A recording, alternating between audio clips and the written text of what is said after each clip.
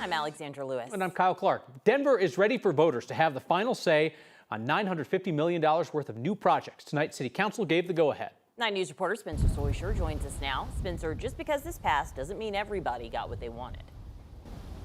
No, not everybody getting what they wanted, but it looks like they lit it up green like money because a lot of it may be going out if voters pass this in November. The process for picking the projects has pitted a lot of the council members and the mayor against each other as they fight for new things in their districts, things like parks. And when all the dust settles, there's going to be some winners and there's going to be some losers. Cashman? Lewis? The Denver City Council approved its $950 million bond project list Monday. But it was a long road to get there. No one is going to get everything they want in this bond. Let's talk winners and losers. First, the winners. The Denver Broncos. The largest projects on this bond will go towards repairs for the 6th and 8th Avenue bridges, a combined $140 million, about 15% of the bond. The bridges just so happen to lead to the rumored home for a future Broncos stadium at Burnham Yard. We can just have a little more honest conversation about the fact that the Broncos are looking to build a stadium there. The city insists both bridges are in need of big repairs, regardless of the Broncos' plans. All right, another winner. So important, and so thank you. Southeast Denver. It was left off the initial project list, but now the city's planning to build a $20 million skate park and rec center near the Kennedy Golf Course. If you want to see some of the letters from the kids, we have this. It's awesome. Now to the losers. The Denver Zoo was originally supposed to get $50 million for a new Latin American-centered exhibit. The mayor's office cut that down to just $3 million, and their supporters aren't too happy. The bike lobby isn't happy either. As another District 10 resident put it, our streets should connect us, not threaten our lives. Bike safety infrastructure has never been included in the bond, and that kept Councilmember Chris Hines from being entirely on board with it. As the multimodal community urges us to lead by miles, we continue to measure in feet. Hines, though, was not a roadblock to passing this bond. 1060 as amended has passed. And plenty of time to make it onto the November ballot. If we did honorable mentions, affordable housing would be a winner and a loser in that category. Those projects were initially supposed to get about $70 million. Instead, they'll make do with about $55 million. Of course, they get nothing if voters don't approve this in November. Live in Denver, Spencer Soysher, 9 News. Denver Mayor Mike Johnson is pushing forward with hundreds of millions of dollars in new projects, spending the mayor says is needed in order to stimulate the sales tax revenue to pull Denver out of its budget hole. The city's recently spent $175 million for the 16th Street renovation project, put $70 million toward a new women's soccer stadium, and just last week, the mayor announced $100 million worth of projects to bring people back downtown. That money comes from a fund totally separate from the city's general fund that's $250 million in the hole. The mayor argues the city has to spend in order to encourage economic recovery. Have to invest in the growth that's going to drive more economic development to help restore that revenue. And so this is why we think it's important to not stand still in these moments. We do need to keep investing and keep growing. Rough days are ahead for the city of Denver. Layoffs are set to start 2 weeks from today, and we still don't know exactly how many city workers will lose their jobs. It was a little harder than usual to see the mountains today. Sky 9 captured that smoky haze coming in from the wildfires burning in western Colorado. And Chris Bianchi, this heat certainly isn't helping firefighters knock down those fires. Exactly right. Unfortunately, across the western slope, it's going to be a dry and hot couple of days ahead. All the moisture is out here over the southeast plains. This is Kim in Las Animas County, where a nonstop lightning show. This is an earlier tornado-warned storm.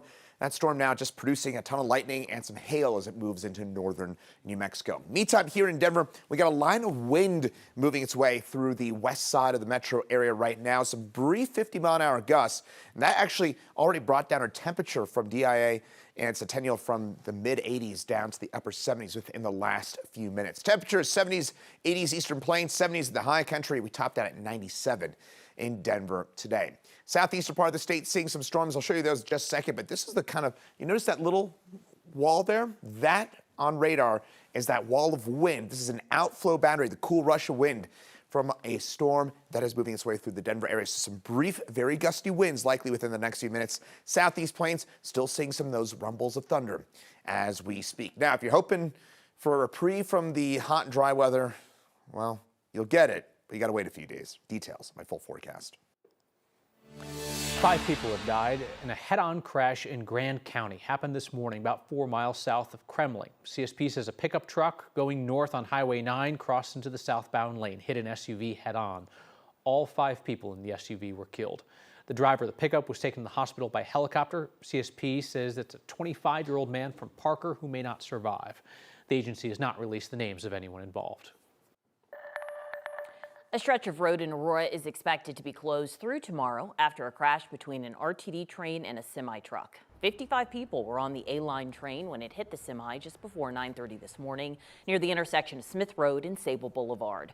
RTD says the train operator was hospitalized as a precaution.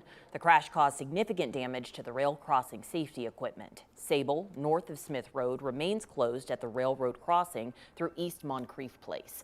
That closure is expected to stay in place until tomorrow afternoon. The circumstances leading up to the crash under investigation tonight. The city of Denver and Jefferson County have confirmed their first human cases of West Nile virus this year. Denver confirmed 1 human case today. Health department didn't provide any details on how the person's doing. Jeffco has 3 cases. They say everybody's recovering at home. In Colorado this year, 1 person has died from West Nile and at least 3 people went to the hospital.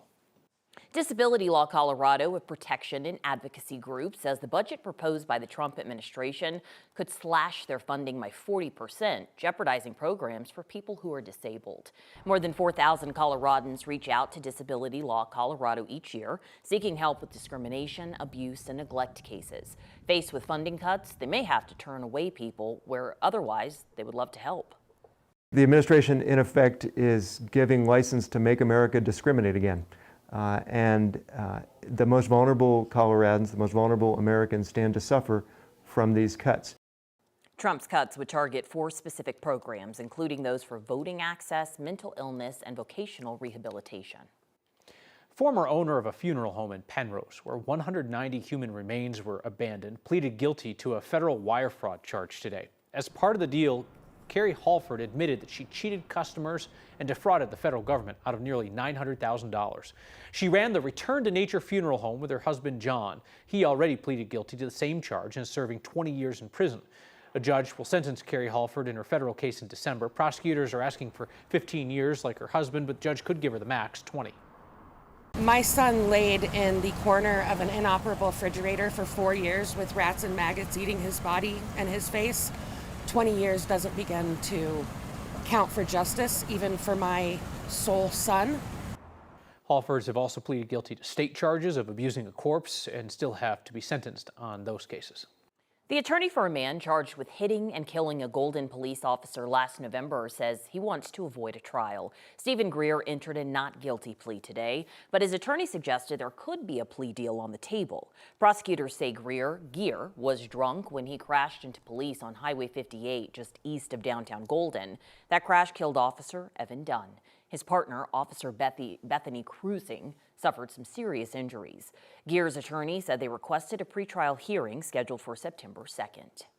Tonight, police in Denver are looking for the driver who hit a teenager on his bike. The 19-year-old was headed home from work Saturday night in the Park Hill neighborhood when it happened. 9 News reporter Janelle Finch is along with that. Janelle, you spoke with that young man today. Yeah, Cole Oliver says he rides his bike almost every day to and from work and has for years with no issue.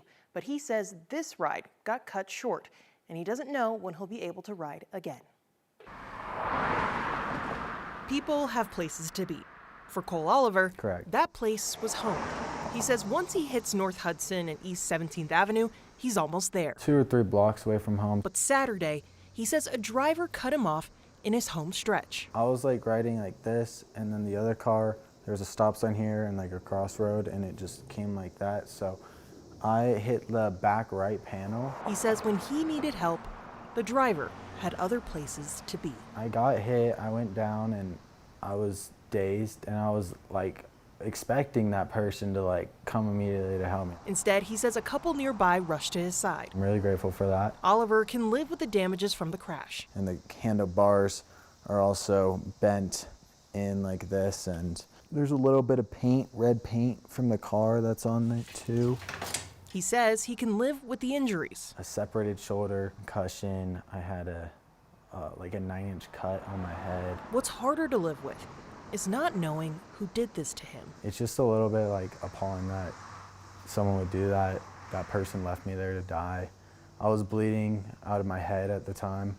It wasn't super bad, but like that was super scary, and I was in a ton of pain, and they just kept going. People have places to be, and Oliver says being in a place to take accountability should be just as important as any final destination. Just leaving someone like that, I don't know. I know I couldn't do that. It's just pretty awful.